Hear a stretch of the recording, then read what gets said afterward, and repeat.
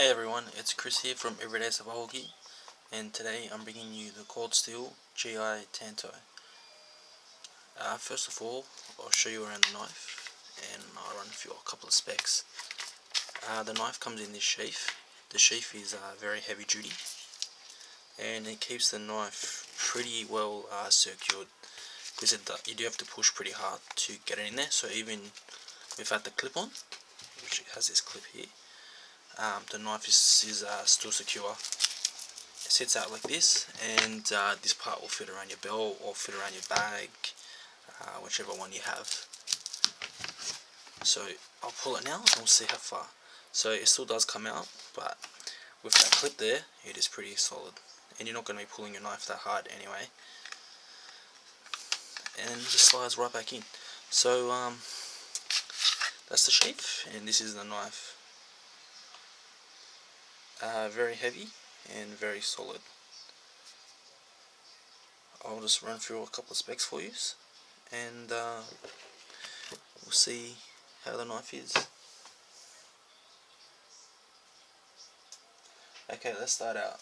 The knife blade is 7 inches long. Overall length is 12 inches, so the handle by itself is 5 inches in length, for a total of 12 inches. The steel is 1055 carbon. It's not the easiest to sharpen, but once it is sharp, it does seem to be holding its sharpness now that I've sharpened it. It weighs 10.6 ounces and is 4mm thick, so thickness is 4mm. And the sheath is a Secure X sheath. So this knife can be picked up on Amazon. It's on special now. You can get it for around about $40, I think, or you can buy it from Cold Steel themselves, which have it for about $42. Overall, the knife is excellent build quality. It's a full tang, as you can see, and it is a very big knife and it is heavy, but there are pros about having a knife like this. One of the reasons why you would want to have a knife like this is because it is full tang, and because it is heavy, so you can use this knife as a machete, as in such a sense. If you don't have a machete with you, or an axe, and you got to cut wood, you can use one of these and straight away it'll hold up.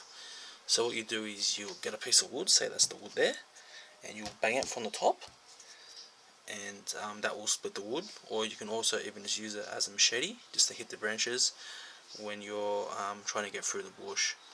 And you can see it's got this little part here, which can also be used to connect to a piece of branch wood, so you can use it as a spear.